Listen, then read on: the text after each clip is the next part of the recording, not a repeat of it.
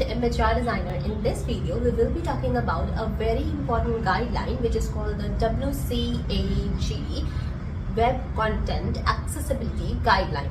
Now, what this Web Content Accessibility Guideline is? So these are basically international standards which are made to help the designers and developers to create digital products which are accessible by not only the general users, general people, but also especially the disabled people. Now, making the design more accessible by everyone. So basically, this particular WCAG, this particular guideline is organized under certain principles. Now, what this principle is, it is POUR, the short form for you to learn it. So POUR, that is perceivable. Your design should be perceivable, it should be operable, it should be understandable, and it should be robust. Now, what does four things mean? Now, perceivable, it means that, for example, you are designing a screen and you have written certain texts. Now, you want that the contrast between the text and your screen, which is the most basic requirement, that should be optimal, so that it's easy for people to read it. Not only normal people, but also people with certain disabilities who are not able to read properly due to different contrast levels. It's easy for them to read properly. So that comes under perceivable. So various other things like that. Next is operable. Now, operable is that you are able to navigate through your product just by the keyboards. You just do not require the mouse, things like that.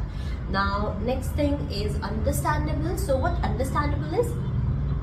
Understandable is that a normal user should be able to navigate through your product without any requirement of help in guidelines. So like a basic navigation for the beginning of it.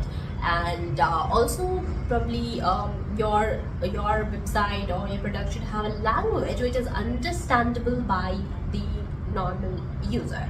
So it should be understandable by all for your target audience, basically.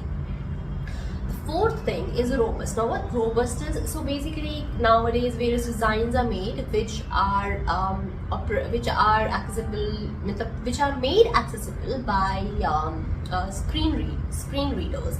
So you should ensure that your design should be in such a way that you're able to that the screen reader is able to capture it. So robust in that way. So current technologies are able to capture your text or everything that's there on your website, so that people who are not able to hear, they're able to hear it and go through your website and do not miss anything, right?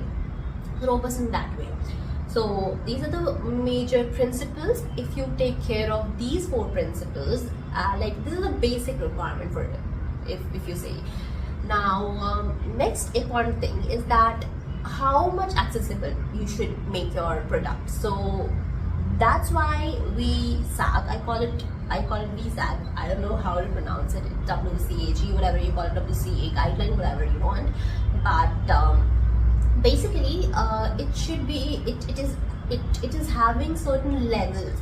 So of course you cannot provide all kinds of accessibilities. Your design, if you put everything in it, it's going to become become clutter, and there will be a lot of like it won't remain aesthetic. I don't know, there can be multiple issues. Maybe you're not technologically advanced that much that you're able to put everything in your design. It's not possible to make it 100% accessible.